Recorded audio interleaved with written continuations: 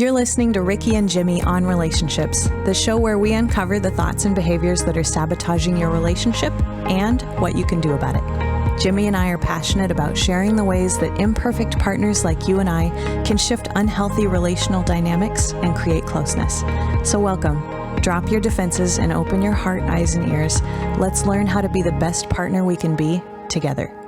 Okay, welcome back. I don't know what episode this is, but we are so glad that you're back with us. So today I have an interesting one for you, Ricky. So I made a video, by the time this airs, it'll be a week ago. I think the title was Validation, Not Incrimination. Anyways, I saw that. Yeah, I saw that one. So what was interesting, validation is always interesting to me, and it's something that I was never taught, which is sad. Same. Because we should all be taught that people's feelings matter. I think what gets in the way of that, and so the reason that I wanted to talk to you about this is because I got a few comments from men saying, and this is a very similar, this is something that I hear consistently, and I'll just read you some of the comments. Sure. We don't need to validate wrong feelings. And we can talk about this in a second. I'll go through all the three of these and then we can kind of just dissect them. Someone said feelings based on lies are wrong. And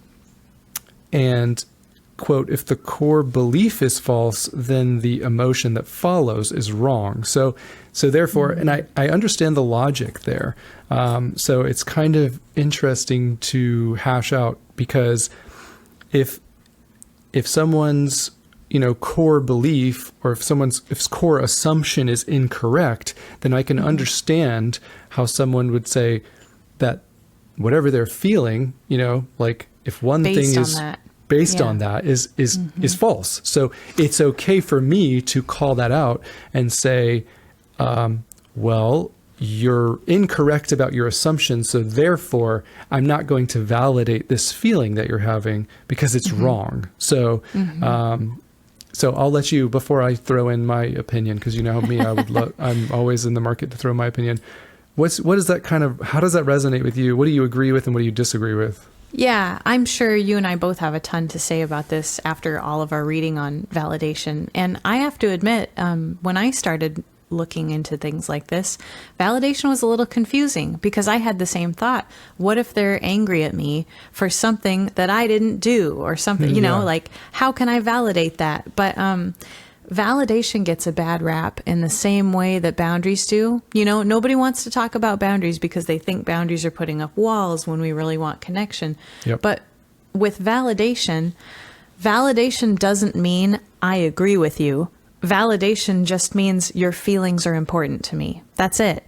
So, and not even, I was trying to think of some good examples ahead of time for us to record this. And I thought about a child who's upset because they think that something that the parents have done is unfair, right? Yeah. And I'm sure we all got this message when we were kids. When we're angry about something that our parents are like, that doesn't even make sense for you to be angry at. It's hard. You can't look at a little kid and be like, yes, you're right to be angry about, but at the same time, you also can't be like, you are not allowed to be angry right now because, and right. I heard that when I was little and I'm sure you did too. Yep. So we carry that into our adult relationships. And unfortunately, this is going to be hard for the folks who hate validation to hear, but feelings aren't right or wrong ever. Right. Let's say that you and I are friends, Jimmy, and I think that you've stolen something from me. We just for instance, just pretend, right? Let's say that I think that you've stolen something from me, right? And I accuse you of stealing something and I'm very angry. And your initial reaction might be, Ricky, you're not allowed to be angry at me because I haven't stolen anything from you, right? Let's say you can't prove that you didn't steal it either. That makes it even tougher. But really, in that moment, I don't necessarily need proof that you did or didn't steal anything. What I need to know is that as my friend, you care that my feelings are hurt. Yes. That's really that's where I'm going to go with all that. So hopefully I haven't completely steamrolled what you were going to say on this. No, no. I want like to hear. listening to, yeah. Oh, thanks. I want to hear your piece on this too. Let's hear about validation. No, I've forgotten everything I'm going to say. So, but I wanted to piggyback off of what you just said, because I rarely make this point, and it needs to be made more, is like you said, if I care about our relationship, then what you're feeling should matter to me, even if I don't necessarily agree. So like in that exact scenario, which is an odd scenario, obviously, if you thought that your friend stole something, but it's possible, like, you know, and you were angry and it couldn't be proven either way. What I believe would help you the most, like, let's say my agenda is I'm looking at you and I'm like, well, I'm now upset because you're accusing me of doing something that I didn't do. Yeah. But so my main goal shouldn't only be to clear my name, but that is one of my goals, because like, and that's okay. That's okay for one of my goals to be, I want my name to be cleared. So obviously I'm thinking of ways to, like, how can I don't want her to think that I stole something, and it's making me angry that she accused. So now I'm kind of like in this tailspin of like, I need to figure. Anyways, my point is the best way to accomplish that goal of I want to clear my name, even if it can be proven, let's say it can be proven, I still think it's first my duty as someone who cares about you to lead with understanding and curiosity and say, like, okay, tell me what's happening. I want to know the full story. You seem very upset. Like, I want to understand what happened.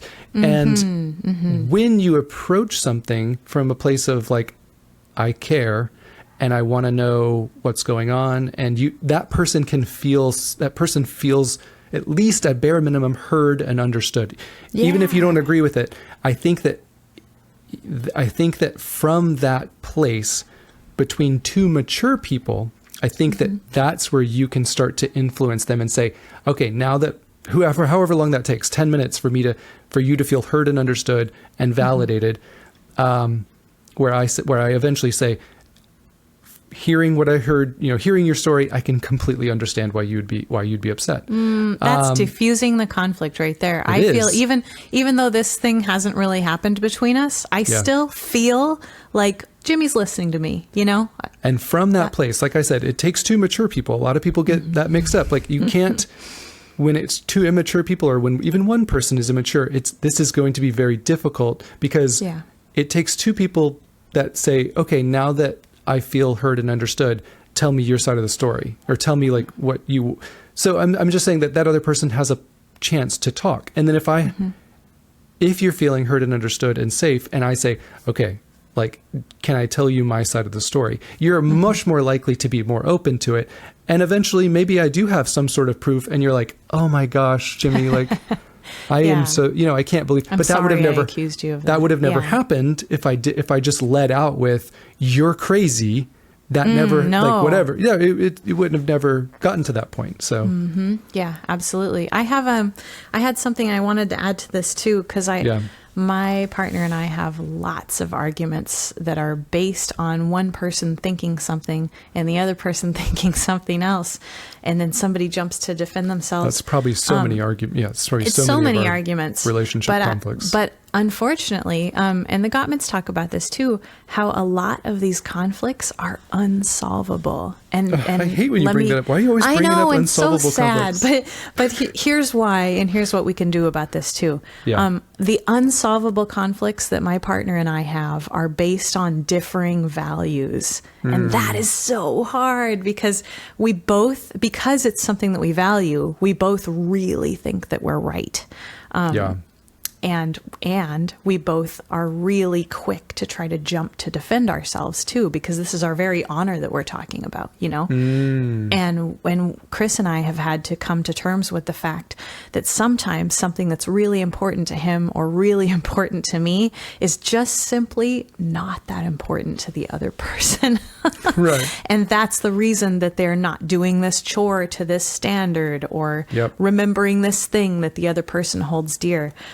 So in that way, when you discover that it's a difference of values that you two are arguing about, it's important that you agree as a couple that each other's feelings are the important thing. We just had a wonderful resolution recently where this is going to sound so silly. Brace yourself for a silly. They're all of the silly conflicts arguments, are silly. aren't they? I mean, when we talk about them on the outside. Yeah. So he wants to keep. We have a sink with 2 wells, and he wants to keep one side of the sink completely free of dishes because that's the Seems area logical. where he's scrubbing the dishes. Right.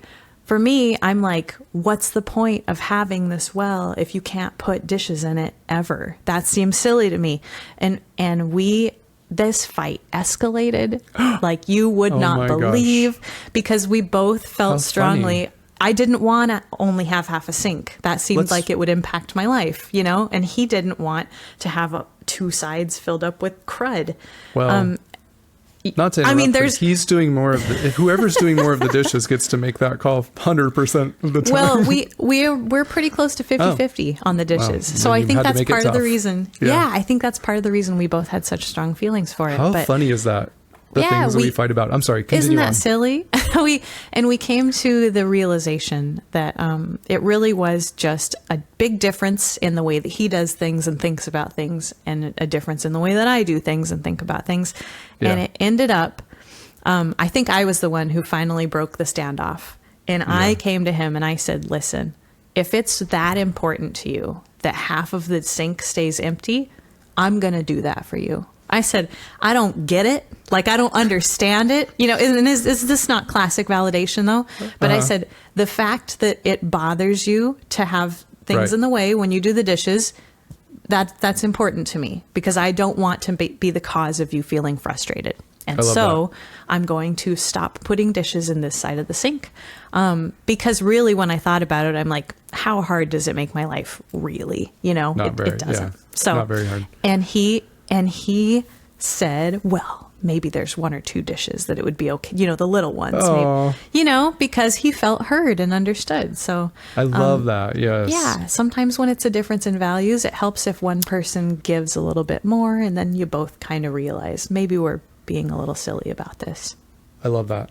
So if we can go back real quick, not that I want to start over, but I just want to touch on some of these things and give you my opinion on them. So I don't need to validate a wrong feeling. Okay. Now I say in the video, one of the things I had to learn about validation, one of the things I'm consistently practicing with Emily is that I don't want to be the judge of her feelings. I don't want her to feel judged about her feelings. Yeah. And I feel like that statement, I don't need to validate wrong feelings, is very prideful or self-centered, or because who decides what's a wrong feeling? Yeah, that's what I was just going to say. That statement, I don't want to validate wrong feelings, means that the speaker decides that they're the judge of whether or not feelings are right or wrong. And here's the problem. We can't judge with that. Any man, no man is watching this that fits into that category, because we've I wish I could remember your names, but I've gotten reached out for multiple different men that say, I'm listening.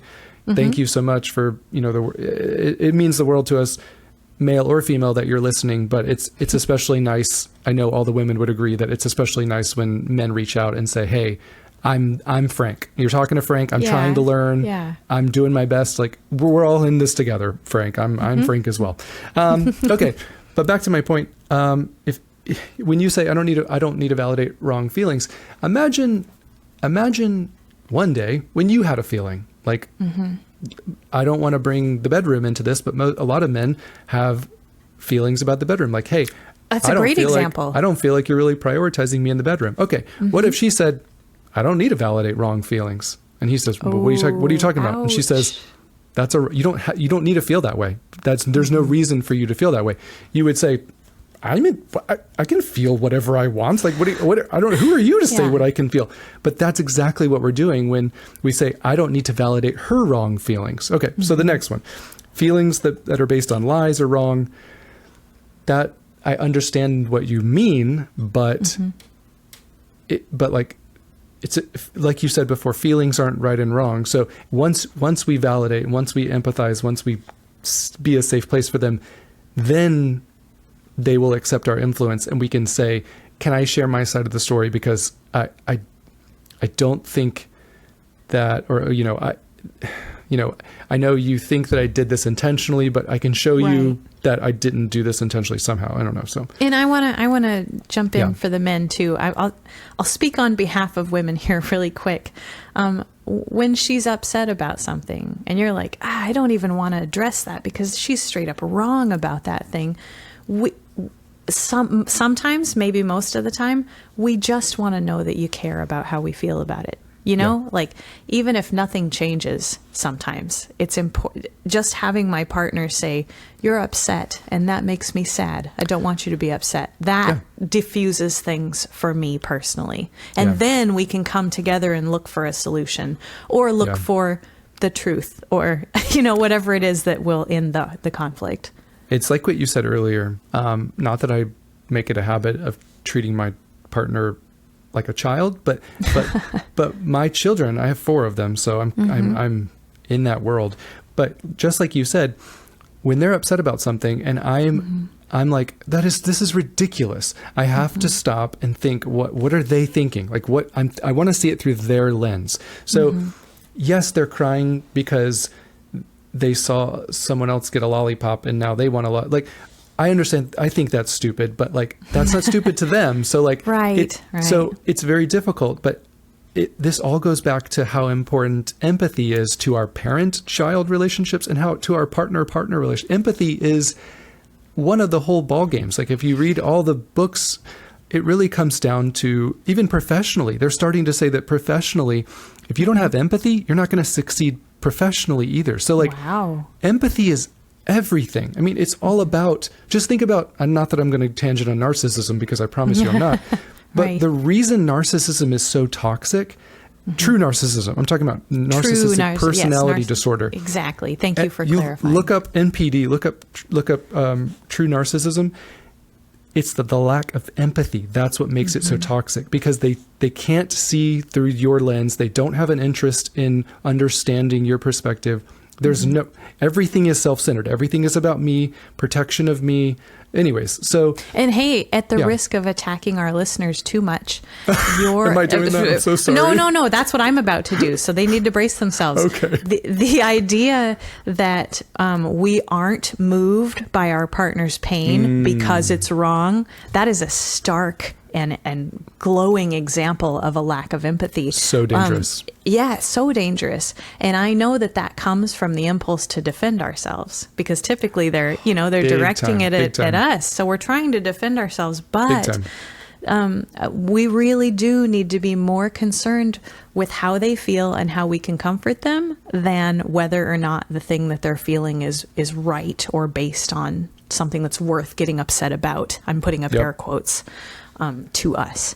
And you know what? I don't want to interrupt you, but if you do feel unfairly attacked, that's not to say that you never get your spotlight. That's not to say that you never get your time in the whatever I'm trying to say. And I defend myself. How about you, Jimmy? I mean, if my partner is throwing something out and I truly have not done it, I don't hesitate to say, hey, wait a second. I would like to say, I feel like I'm being accused of something that I didn't do. Let me explain myself. It's extremely natural and I used to do the same thing. Oh, are you saying I'm wrong? No, you're not wrong. It's just, it's probably not the best approach.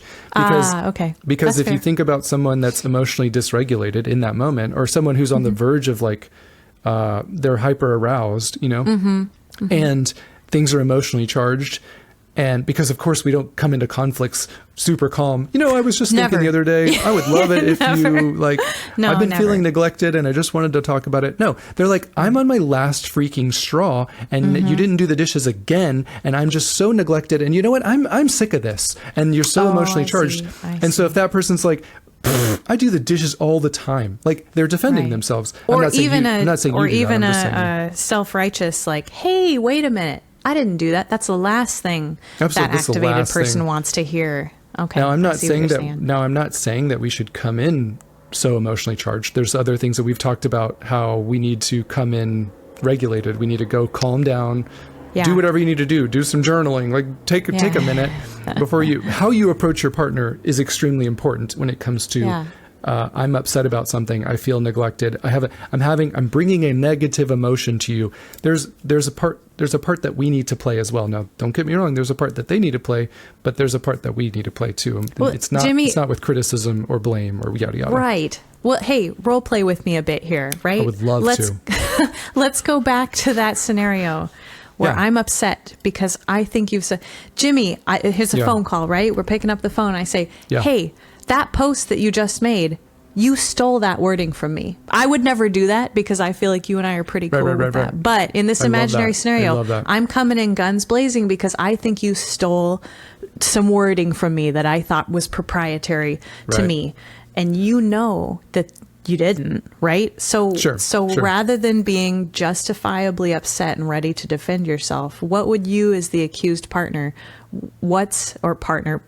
in some type of relationship or friendship, what's a good first move for you if your partner is unfairly accusing you of something? So the first step is always obviously curiosity. So you can either say, I like that. You can either say, you can either lead with what you're sensing. Like it sounds like you're really upset.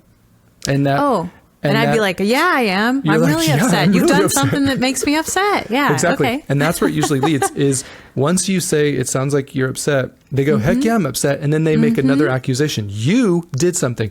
And so that leads you to feel even more like, well, now I better put my foot down because they're ramping up the accusations. Right. But that's when we need to be like even more cognizant of like, okay, ramping up on my end is not going to help anything. So I have to figure out how to de-escalate. And so you can either lead with like, I really care about what's going on. Can you tell me more about like what led you to feel that way? It's hard to attack someone saying that. I'm trying to think of my part in the role play here. And when you say, I really care about this, tell me more about it. It's like, he wants to listen to me. That doesn't really sound like somebody who's stealing stuff from me. That's true. And they're like, well, yeah. And some people are like, yeah, I do. If you want to listen, great. I'll lay it on thick, So the ways that we de-escalate is by being a good listener, being curious about what happened. Like even if you have to ask them, like, walk me through the whole thing. Like, what were you feeling when you saw that post? Or just reiterating back what they're saying to you. So you say, you stole that from me. And you can say, so it seems like you are angry because you feel like I stole you, or it seems like I stole something from you. And then they say, yeah, I'm angry. At the very least, it's validating for you to say, I can completely understand how you would feel that way. Now, from that person's perspective, it almost sounds like, oh, so you agree that you stole it. Yeah, my brain went there. My brain went there just now. I was like, oh my gosh, he doesn't even care that I'm mad. He's like, you're mad. Of course you are. Anybody's mad when people get stolen from. When you de-escalate and someone else is trying to escalate, it almost makes them even more mad because you're not ramping up. You're calm and you're trying to be collected. And that almost, to them, it almost seems insensitive. It almost seems like... Or guilty, yeah. Or guilty. Yeah. So if they say... what did I just say? If they say, oh, so you agree you did it. Yeah. So here's the interesting thing about validation that people, especially men, need to understand is it doesn't mean that you're agreeing. And you have every right to say, while it sounds to me like you're very angry because I said something and you interpreted that as stealing. Now, of course, that person's going to say, I didn't interpret it, you did it. So, but you're well within your right. And it's still validation for you to say, while I didn't intend to do that, and I cannot agree that I stole that from you, I can completely understand how that would make you so angry to believe that someone that you cared about stole that. And that is still validation. I love that. And it seems hard to argue and attack someone who says this relationship or this friendship is important to me. Yeah. And you're right. At the end of the day, it's all about that teamwork. You want the other person to feel like you matter more to me than any fight that we're going to have. Like, I don't want there to be disconnection and distance between us. So hopefully after you say something like that, I'll say, okay, well, let's look into this more, because that post really does sound a lot like something that I just posted. So can we compare them and see what happened?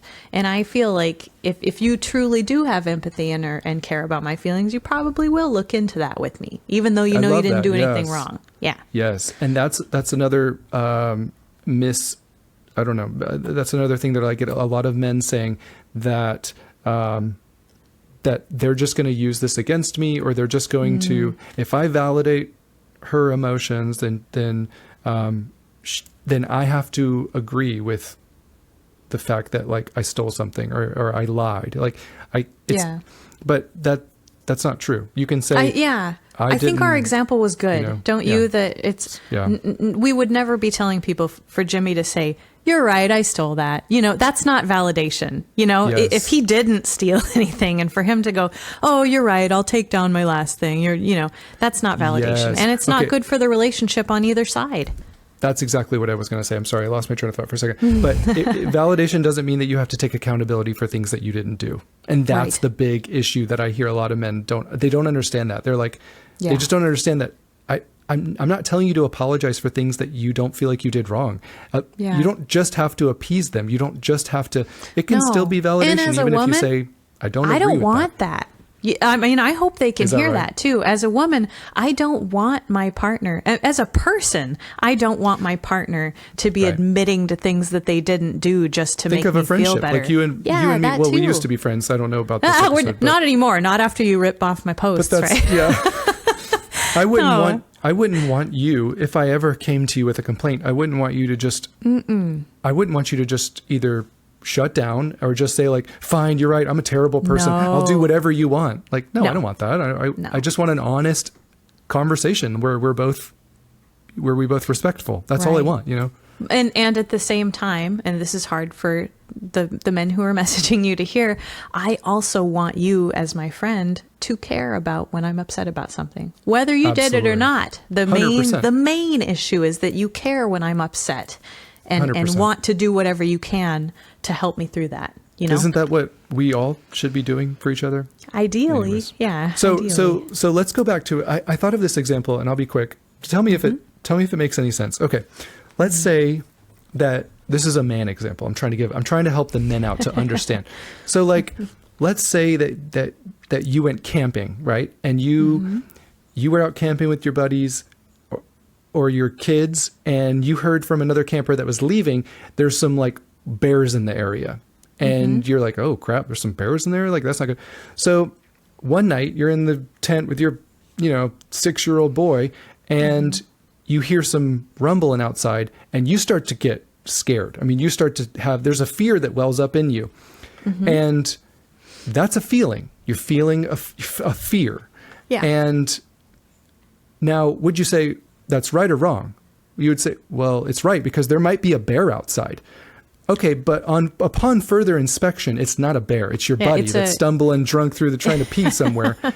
Right. And so, but in that moment, when you didn't know if it was a bear or not, if someone said to you, well, you shouldn't feel that way. It might not be a bear. And you're like, but it might be I don't know what's happening. So here's the problem. Here's my main thing. That feeling, you didn't choose to have that. You didn't say, I should be afraid. That might be a bear. No, it instinctually happened. And in the same way, there's a lot of people that are in relationships with a lot of past hurt. There's been a lot of bear attacks in their life. And so they're hearing something that they don't exactly know what to make of this. And it feels like a bear attack. And it feels like there's an attack happening. And so things obviously happen. They didn't choose those feelings. And I'm just trying to get a little bit of I hope that you can come up with some better examples on why feelings I think that's a great example. Feelings just happen. They're not right or wrong. Even the dishes thing that I brought up earlier that I thought was so silly, Chris had a bear attack in his past, I'm sure, with perhaps a partner who would load the sink completely full of dishes and he never had any room to do his share of the dishes. Or it's not about the dishes at all. It's just about are you willing to give up? Can I rely on you enough to where if something is important to me, you will give it up? Oh, that sounds like a really big bear especially attack. Something subtle or something insignificant. Something subtle like the dishes can be a bigger indication of here's someone who's 100%. not willing to make sacrifices for me. 100%. And that's a bear attack that he's defending himself against. Big Even time. though I think it's silly and not something worth getting all upset about, his feelings and his fear are important to me. I don't want to be riling up feelings of fear in him. And that brings up an interesting thing, because I understand what they mean by, well, if the motive or if the core belief is wrong, then the subsequent emotion is wrong. But that core belief, when you don't, like, I didn't know whether it was a bear or not. I didn't know it was drunk Dave trying to, take a wee. So like that happens all the time in our relationships. Feelings just happen, and it's okay. Like, for instance, let's say you have trust issues in your past. Yeah. Which tons of people do. They've been hurt in the past, whether by their core, by their primary caregivers, or by past partners, or even their current partner. Let's say you have trust issues, and like, God forbid, take Emily. I betrayed her, and let's say that she starts feeling insecure just randomly one day, and she wants to look at my phone. Is that wrong that she's having a feeling? There might be no actual evidence for that. But if she came to me and she said, I'm feeling really insecure, you've just been texting a lot and I don't know who you're texting. It would be wrong of me to say, well, you shouldn't feel that way, because there's no actual evidence. I mean, I haven't betrayed you in years and years and years. Why are you coming to me now? You shouldn't feel that way. Yeah. So, I think it would be very insensitive of you. It would be very insensitive to her former bear attacks to say, you can't feel that way. It's like, and even if I wasn't the culprit, maybe there was some other, even if you haven't betrayed your partner, you should still care about. I guess in my video, I said there's a reason feelings are still real, regardless of whether or not you believe. I don't know. Does that make sense? So no, they absolutely are real. And they're not just imaginary things, Feelings are biological processes in us, in our brain, in the wirings in our brain. And I love that you said that our partners aren't choosing to have these feelings either. It's almost like these feelings are happening to them. So as somebody 100%. who cares about this other person, maybe even loves this other person, we should care about soothing those wirings and firings that are making them upset. Yes. And that can be hard to do when you feel attacked, but it is still something that we should try to do for each other, both parties. I love that. The only other point I'll make on that is that I want to reiterate that, like, that doesn't mean that I believe that all feelings are trustworthy or should be acted upon. No way. No, not at all. Lots of them aren't. Yeah. Absolutely. Tons of them. Yeah. Yeah. But that doesn't make them any less real. And if we value this person, I still care about what goes on with Emily, even if she's having a fear or an insecurity or I still care. I still care about that. These are our partners. These are people that we love. I'm glad that you said that. Feelings are real, but they're not necessarily trustworthy or something that we should act on if we're, using our rational brain about them. Yeah. And since this is an episode about validation, I think that it would be helpful. I've already dominated this, so I don't want to take up all your time, but I think it'd be helpful to go through some what are some things we should avoid when it comes to invalidation? I have a list of that. I made a list for the second part of our... Look at that. We didn't even talk about this. That's what I have. Okay. So I have some tips on how to validate a partner, which includes tips on how to not invalidate a partner. I love that. They're kind of all rolled into one. Let's do so it. the very, very first one is it's important that we acknowledge their feelings, which is something that we've already said, but being able to name the feeling that you see specifically can be really helpful for a partner who's dysregulated, because sometimes they don't even realize what they're feeling, Yeah. It sounds to me, this might sound like, it sounds to me like you have a lot of frustration, and maybe they haven't even named that in their head. So then they're going, yes, I am frustrated. And you know what? Sometimes you're wrong and they correct you, and that's still okay. Exactly. They can say, no, I'm not frustrated. I'm this. And you can say, okay, well, thanks. I still want to know, like, let's do this. Let's have this conversation. Yes. I've been wrong. On that note also, wrong. Who hasn't? It's also not a good idea to try to tell them how they're feeling. You know, So true. I've had So true. people do that. You're angry. You're really angry. Yeah. And I'll go, I'm not angry. not And they'll go, angry. yes, you are. And it's like, don't try to tell your partner how they're feeling. There's a big difference between putting feelings in their body and just being curious about what's going on. Yeah. Right. Because it's invalidating, right? That's Very another much word. so. Do you have something to add to that, or should I move on to the next bullet point? No, let's do it. Okay. It's important to check your body language. I am really so guilty of good. this one. Yeah. Make sure that you're facing them. You mean both partners, probably. Yeah. Both partners, but we're just talking to the partner who's listening to this podcast Okay. and thinking about things heavily right now. So if you're the partner who's more aware because you just freshly listened to Ricky and Jimmy on relationships, in this conflict, check your body language. Make sure you're facing your partner. I have a tendency to kind of cross my arms and clam up when we get in conflict. Try not to do that. Crossed legs, crossed arms are barriers that tell your partner, I'm defending myself against you. Yes. We don't want to do that. I also, when things get really intense, sometimes I'll like out of habit pull my phone out because my phone's like my happy, comfortable place. So invalidating. Yeah. Yes. Nothing enrages Chris faster than when we're in a conflict and I am like checking my phone for something. I got mad just watching you. Totally. I'm so sorry, Jamie. I didn't mean to do that. Yeah. So that's, but that's body language. And habits, right? I have to be mindful of my poor phone habits, that I'm not invalidating my partner when he's upset about something. I love that. Eye contact is insanely important. Dr. Stan Tatkin. Dr. Stan Tatkin taught us eye about contact that. is tough for me. So for me, especially when my partner and I are in conflict, I have to force myself to make eye contact with him. Because I know that it's really important to him that I'm like laser, I have like a laser focus on what he's saying. And it makes things so much harder from a vulnerability standpoint, but it also makes it a little more softer. It's hard to be, it's hard to like stare at someone and be like fully engaged. Both of you are like fully engaged. And for you to like, I don't know, it just softens, it de-escalates the tension a little bit. It does. And for the folks who are immediately going to fly into the YouTube comments and say, direct eye contact is a threat. And that's right. Cause that's what I'm waiting for. That's what I was thinking. Yeah. If you're worried that your direct eye contact is going to feel threatening to your partner, it's okay for you to just be facing them with maybe a hand on their hand, right? Yeah. There are other ways to connect if you think that your eye contact is going to be threatening. For my partner, he really loves eye contact. So maybe read the room, read your partner. Read the room. And you know what? If there's a lot of threat going on, you should probably take a 30 and come back later. Yeah. Yeah, probably. Yeah. Like Jimmy said earlier, next bullet point, we want to try to understand their feelings, not their reasoning. You might disagree with their reasoning. Yeah. Yes, let's go feelings first. And curiosity about their feelings and how they came to feel that way is a great way to start that.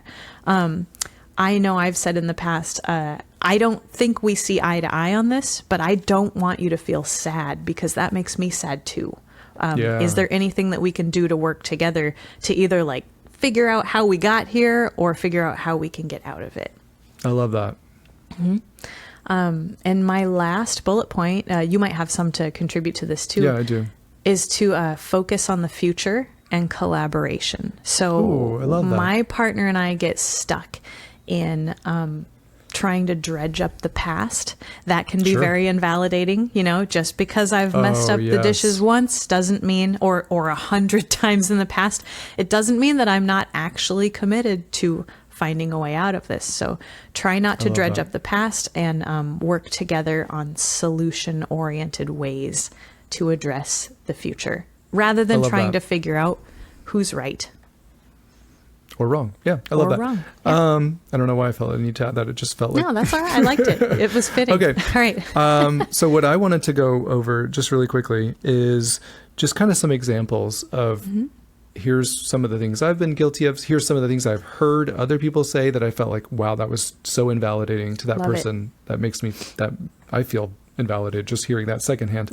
And you know what, if you're I can't imagine that there being that many people that are listening that are guilty of some of these, even though we're all guilty in a sense. But even if you're someone who has these things have been said to, it's perfectly okay to hear them and say, like that is invalidation. And like, I don't want to hear that anymore. I don't want my partner to say that to me anymore. It's perfectly okay. It's well within your right to say when you do that, it makes me feel so abandoned and rejected and invalidated.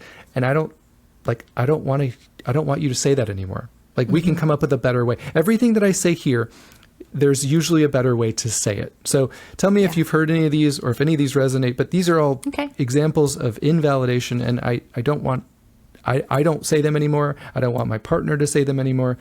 I don't want anybody to say them anymore because they're just immature ways to either, whatever. And counterproductive, as Dr. Stan Tatkin would say. If when I hurt you, I also hurt me, I love that. So here's some great examples of invalidation. You're too sensitive. You're being too sensitive. Oh, did you hear my heartbreak from over here? I'm telling you, to the listeners. First one, and she's like, the first one, dagger to the soul. To the anxious attachers who are over at our podcast here from my page. You're too sensitive is like the main insult that we get. If you wanted to pierce me through the heart, that's how you do it. To tell me I'm too sensitive. First of all, according to whose standard? Let me guess, yours. Yeah, exactly. But it makes me feel so, we are not a team in this. You're too sensitive, meaning you're the problem. If you would just stop being the problem, then things would be fine. Anyways, here's some more. So moving right along, let me patch my heart back up. Stop telling your partners they're too sensitive. I'm pretty sure horrible. It's going to be ripped back open in just a second. Okay. Obviously, when you tell someone that they're overreacting or stop being dramatic, these are all examples of massive That's what I say to my partner. See, now I feel attacked in a different way. Okay. Good. We should this is all about accountability. No, here. This is fantastic. I needed to hear this too. Okay, so let's hear that again. A big one Stop being so dramatic. Don't tell your partner that. If they're being dramatic about something, it means that it's really important to them. Huge. Yep. You shouldn't feel that way is obviously classic. We all know that's, unfortunately, people are still being told this, but we all know that is just massively invalidating. I mean, why? We'll get to this in a second, but why would you even tell your partner that? Okay, here, let's get through this quickly because I know you gotta go. How about this? You do the same thing to me. Like, I don't get upset. You do the exact same thing to me and I don't get upset. Why do you make such a big deal about nothing? This is classic invalidation. Yeah. Why do you always bring up the past? Why can't we just move on? You touched on this. This is very important. I get this complaint all the time. Why does my partner always say this? One of the reasons that they might always say this is because that past was never validated and trust was never rebuilt or the empathy was never there. Or, so a solution wasn't found either. If Absolutely. You guys are fighting over the same thing over and over and over again, whatever solutions you're implementing are not working. So true. Geez, I was just joking. Can't you take a joke, I Ricky? hate that one. I hate that. We should never. That one. Are you a professional comedian? No. Okay. And moreover, if my joke hurts you and I care about this relationship, that should matter to me. 100%. 100% should matter. The only reason it doesn't matter is because we have very fragile egos and we feel we immediately. But let's get to that in a second because I think that's really important. Once we get through these, I really want to talk about why we would invalidate our partners because I think it's so important. Okay, so let's get through these really quickly. How about, I guess I can't do anything right. I'm always the bad guy. Part of anxious attachment is being that. Overly critical. You understand that one? I've thought that. Yeah, of course I've thought that. But it's still invalidating when my partner's trying to share a feeling and I'm immediately going, oh, I guess I can't do anything right. I'm sorry, I interrupted you. Anxious attachers will tend toward being critical about things, especially if the partner... Because they feel so unheard. Yeah, totally. We'll say, hey, you've done this thing that I don't like. And the partner may do something to remedy it a little bit, but it's not enough. So then we kind of raise the bar. Well, now you did that, but now I need you to do this. Now I need you to do this. Yes, and if you're the partner of somebody who's raising the bar on what it takes for them to be happy, you might feel tempted to say, well, nothing I do is ever good enough. I guess I'm always wrong. Exactly. Yeah. And that's invalidating. Here's some things that are invalidating. You. No, you're doing great.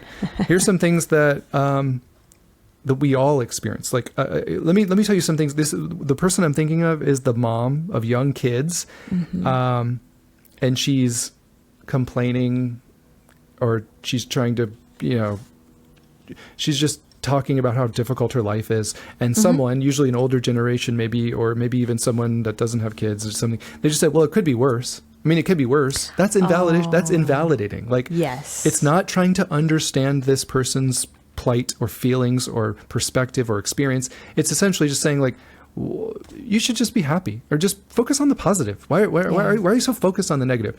That is not to say that we should be negative Nancy's, but but to say, just focus on the positive. There's a danger there, because we should have suppressing, like, acting like those feelings are bad and we shouldn't experience them is the opposite. Once you accept them and feel them and realize what's going on, that's when they can pass through you. Suppressing them and acting like, well, those feelings are bad, so I'm not going to feel those feelings. That never works. Would you agree?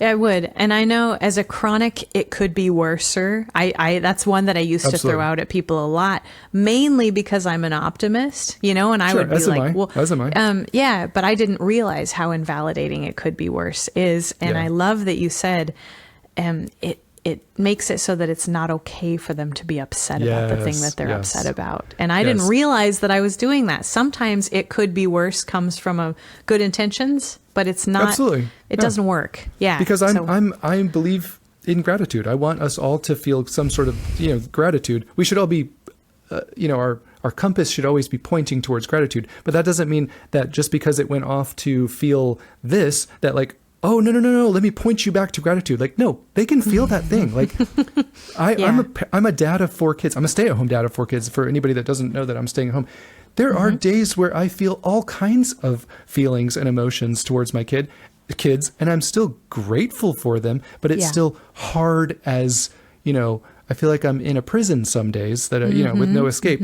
And that's okay. I'm allowed to feel that, and I can process that. But to say, like, you shouldn't feel that way, you should be grateful for your children, like, I can feel 2 things at once. Anyways, can you feel there's hostility there? I can. I think I'd like you to reiterate that too. You can feel an emotion like being upset about something, and you can still be grateful for 100% your partner or the situation. And every parent understands that. Yeah. Here's one that I've heard people say to women, these same women, 3 kids. I'm sure people say it to men too. But like, suck it up, like suck it up. And just like, you chose this. How about you chose this? You wanted to be a mom. Heard that. Yep. You chose this. Yep. You signed up for this. People say. That's what I got. That is what immature people say that can't handle you bringing your negative emotions to them. And here's what's going to happen. That person will probably never come back to you for any sense of comfort, any sorts of like, I would like to talk about what's going on in my life. You are not a safe place for them. Now, no one's listening that's ever that person probably. But I meet so many people, and I don't mean to be mean, but the more that I learn about this stuff, the more I see how shallow so many people are, and they can't handle they just can't handle any depth to this relationship. So they're just like, suck it up. Like, that's what my parents told me, or that's what this told me. It's all just generational trauma passed down where nobody can handle negative emotions. Anyways, I'm on a tangent. Well, let me piggyback on your tangent a little bit too. I know my partner's guilty of a lot of suck it up. That's kind of something that he defaults to. And for a while that really enraged me. But when I thought more about it, I know he's like really intensely uncomfortable with my discomfort because he feels responsible for it. That's so good. Yeah. So for him, it's an important suck point. It up suck it up might be he doesn't want me to feel like he's the cause of my misery, right? You transitioned perfectly into what I want to spend just eight minutes on. And that's why we would potentially invalidate, because here's what most people think. People invalidate because they're self-centered narcissists. Like that, but that's not always true. Right. I mean, don't get me wrong. Self-centeredness in a small fraction of the time. Yes, that is true. But we're not talking about that most of the time. Yeah, I'm not talking about narcissism as much as I am. Now, self-centeredness is a huge problem in relationships. Don't get me wrong. I could spend a whole episode on just like how dangerous self-centeredness is.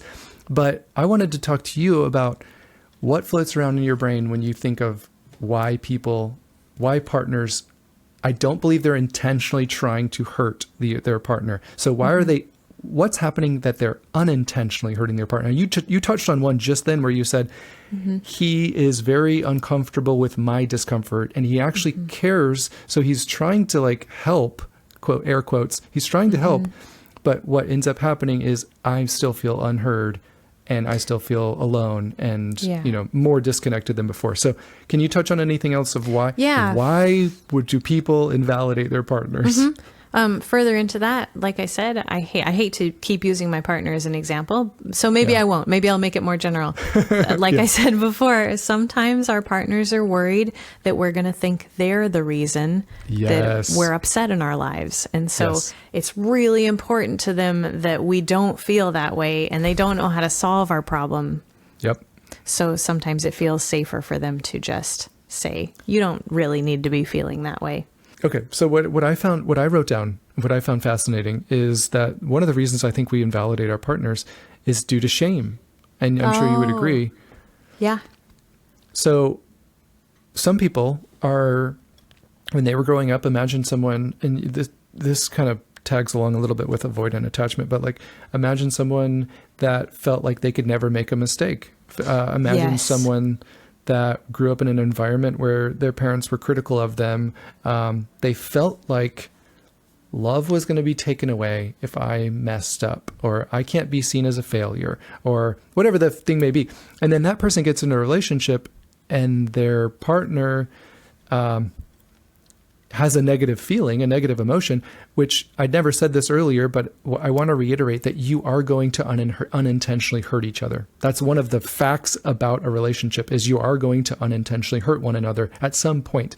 And I'm really glad that you brought attachment into this because like you said, shame causing a partner to invalidate another one is a big struggle of the avoidantly attached. Huge struggle. Yeah. So if you feel like you were never able to make a mistake, that's going to translate into your romantic relationship, tenfold. And so when your partner comes to you and says, I feel neglected or I feel abandoned or I feel hurt because of something you did. Now, I'm not saying that they say it, even if they don't say it in a mean way, you're still going to be very triggered and think, oh gosh, I made a mistake and I can't make a mistake or else love is going to be taken away. And that triggers some sort of fear of abandonment. And so I need to make the problem go away. And this is why women complain so much that men are always trying to fix the problem. They're trying to do something good, but they're actually counterproductive and they're doing the opposite of what they're trying to do. They're trying to protect the closeness, but they're actually leaving you more unheard and alone than before. So, but there's still a reason. And I don't know about you, but I always love to think like, what's the reason behind this? Because there's often a reason. Yeah, I love finding the reason behind the frustrating things that we and our partners do. It helps. It helps take out the sting a little bit. Finding that then we can sometimes see that not everybody has bad intentions too. Sometimes it's a well-intentioned person underneath that bad behavior. And you know what you can say to your partner? I bet that through your lens, you're trying to protect this relationship when you tell me, or you're trying to protect me, you're trying to help my feelings. When you say, well, let me just tell you the details, or let me interrupt you and tell me, let me defend myself and figure out, I don't want you to see me in a negative light. I understand that you might be afraid to be seen as a failure, or you might be afraid that I'm going to take away love. I'm going to take away your love, but that's not what's happening. There's no threat of me leaving. There's no threat of me taking away your love. I just want to be able to come to you and feel like you care about my feelings. And I love that. Yeah. I'm reminded of my example earlier too, where I said, I feel like I need to defend myself right now. And you're like, not so fast, Ricky. That sounds like a little girl who's afraid to be seen as 100%. Failing, right? 100%. We all are. We all, I still have the same exact, I have to squash that in myself. Anytime Emily brings up a negative emotion, I have to say, like, there's not an actual threat here. I don't need to defend myself. Even if I know that like, I can fix this, or I can tell her something and it's going to make her feel better. I still try to lead with, I still take the time to shut up. Good for you. And good for you. That's a good thing to be working on. It's forever work, this stuff too, by the way. Anyone who says, man, I wish I was Ricky, or I wish I was Jimmy.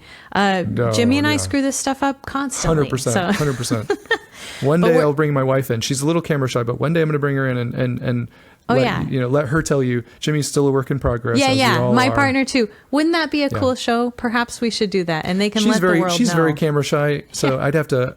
I don't know how we're going to bribe her, but we'll figure it out. She likes wine. Anybody want to send wine to my house? She'll go. Yeah. She'll come on for wine. Right. I can't think of what would work for Chris. I don't. Well, we're gonna let Ricky go because she's got some other stuff going on. But thank you so much. This was fun. Yeah, this was a good one. I hope Validation. that people got. I hope people got. I can't believe we talked on it this is probably 50 minutes, but we could talk about this stuff forever, You know what? I didn't think this was going to happen, but I learned some things today. I thought I knew everything there was to know about validation, and you schooled me. So thanks, Jimmy. No, I always learn. You always trigger things you always help me to figure. I can't talk on my own, as people have seen. So you always help me to go, oh yeah, that's what I was trying to say. Let me piggyback on that real quick. Yeah. Anyways. Okay. So thank you so much for listening, and we'll see you in the next one. See you guys next time.